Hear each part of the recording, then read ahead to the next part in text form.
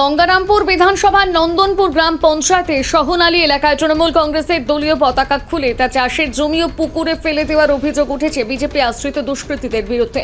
সোমবার সকালে এমন দৃশ্য সামনে আসতে এলাকায় চাঞ্চল্যের সৃষ্টি হয়। স্থানীয় তৃণমূল নেতৃত্বের দাবি, বিজেপি আশ্রিত দুষ্কৃতীরাই এই ঘটনার সঙ্গে জড়িত।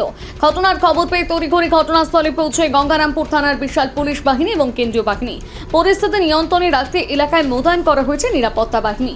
এই বিষয়ে তৃণমূল শ্রমিক সংগঠনের জেলার সভাপতি নামিজুল ইসলাম বলেন, আজকে 41 নম্বর বিধানসভায় আমাদের নন্দনপুরের 19 নম্বর পার্ট সোহনালী গ্রামে আমাদের তৃণমূল কংগ্রেসের গৌতম দাসের প্রচুর ফ্ল্যাগ এবং ফেস্টুন ছিল।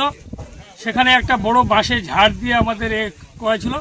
গত রাত্রে বিজেপির হারমাত বাহিনী, বিজেপির দুষ্কৃতীরা এখান থেকে আমাদের তৃণমূল কংগ্রেসের সমস্ত ফ্ল্যাগ খুলে দিয়েছে, আমাদের ফেস্টুন খুলে দিয়েছে এবং যেটা বাঁশের ঝাড়, বড় ঝাড় ছিল, সেটা সেখান থেকে মানে অন্যত্র জমির যে ধানবাড়ের জমি সেখানে ফেলে দিয়েছে।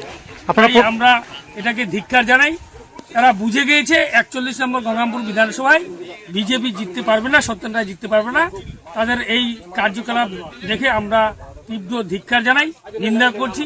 এখানে সত্যেনবাবু তাদের ছেলেদের লেলিয়ে দিয়ে গৌতম দাসের পতাকা ছিঁড়ে এখানে মমতা বন্দ্যোপাধ্যায়ের উন্নয়নকে রোখা যাবে না।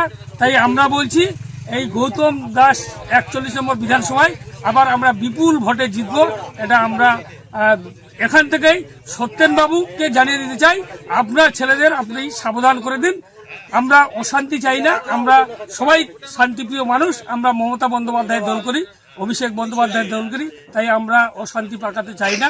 আমরা এখানে শান্তিপ্রিয়ভাবে নির্বাচন কমিশন যে নির্দেশ দিয়েছে, সেই নির্বাচন কমিশনের নির্দেশ মোতাবেক আমরা ভোট করব। গঙ্গারামপুর থেকে বিশেষ প্রতিবেদন, নিউজ টুডে।